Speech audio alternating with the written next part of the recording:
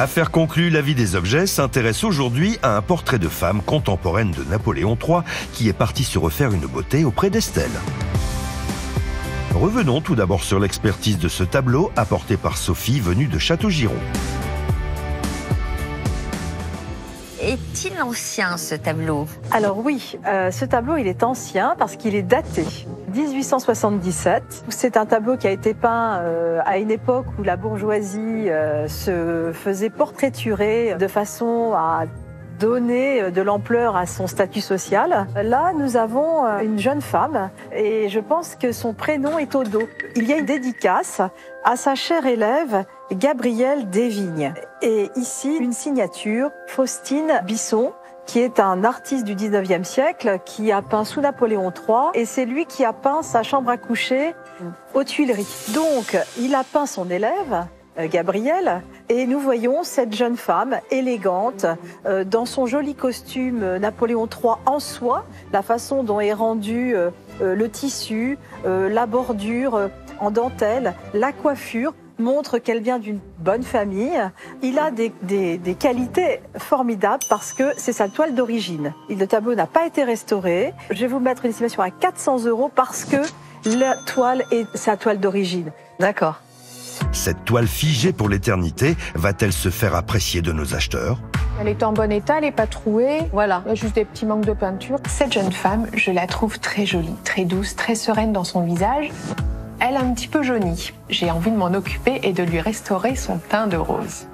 Bon, alors, 50 €. 150. Antoine, 4 200 Fallait pas la tituiller. Oh, 220. 250. Se dessine un duel entre Bernard et moi. On va monter petit à petit. 260. 270. 280. Ça va. Quand je dis à Bernard que je lui laisse le tableau, en fait, j'ai une petite idée derrière la tête. Je vous demanderai un petit effort. Non, c'est pas pour moi. On va dire 320. On fait affaire conclue, Sophie? Allez. Affaire conclue. Et je suis vraiment pressée de redonner à Gabrielle, la jeune femme, son teint de rose. C'est dans le Nord, à un battement d'ailes d'Erméingen, que la fragile demoiselle s'est réfugiée chez notre restauratrice Estelle. On voit que le vernis est quand même jauni. On voit qu'il y a des absences de peinture en différents endroits. Ici, là. Donc je vais, dans un premier temps, retirer le cadre pour pouvoir travailler. Pour défaire le cadre, c'est simple. Il suffit d'élargir les clous qui permettent de maintenir le tableau. Et voilà. Donc maintenant, on va passer au nettoyage. Le nettoyage, c'est simple, ça permet de retirer toute la crasse qui a pu se déposer sur la surface du tableau et la poussière. Parce que la poussière, le problème, c'est que ça va retenir l'eau, ça peut abîmer le vernis. Donc on va passer une première couche d'eau déminéralisée avec un petit coton pour enlever la crasse qui s'est déposée sur la surface du tableau. Donc il n'y a rien d'agressif avec de l'eau, c'est vraiment juste pour nettoyer la surface du tableau. Et on voit déjà qu'on récupère de la crasse sur le tableau. Donc il est très sale. Et c'est important de le nettoyer, car après quand on va dévernir, ça va permettre de voir l'état vraiment naturel du vernis.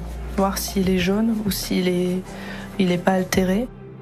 Donc là on va arriver à la fin, il reste une dernière petite bande.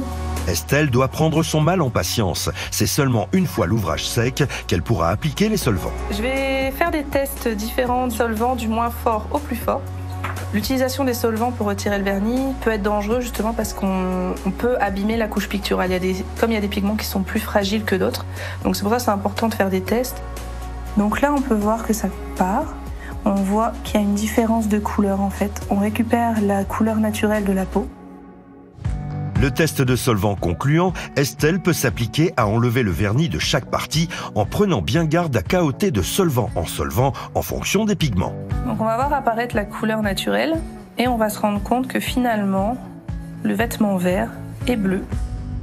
Tout simplement parce que le vernis était encrassé, jaune et a vieilli. Là je suis au niveau de la peau et c'est exactement pareil. On va récupérer des détails, des petites joues roses, des lèvres bien roses aussi. Loin de trouver le temps long, Estelle doit à nouveau patienter avant de passer un nouveau vernis qui unifiera le teint de la jeune demoiselle et permettra certaines retouches. Donc voilà, le vernis a séché. Il n'est pas encore très uniforme parce que c'est vraiment un vernis intermédiaire. On a mis juste une couche, on rattrapera avec le vernis final. Donc là, je vais juste mettre un petit peu de mastic sur mes lacunes. On n'a pas beaucoup de perte de matière, donc c'est vraiment juste pour rattraper le niveau pour pouvoir mettre la retouche au-dessus. Je vais essayer dans un premier temps de trouver la bonne teinte qu'on va utiliser pour les retouches. Donc elles sont toutes localisées dans le fond, donc on est dans un ton de terre et d'ocre rouge.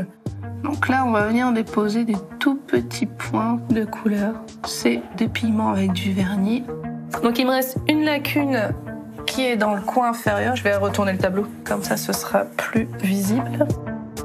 Il faut y aller vraiment petite touche par petite touche. Et je pense qu'on est très bien. Je vais le remettre dans son cadre.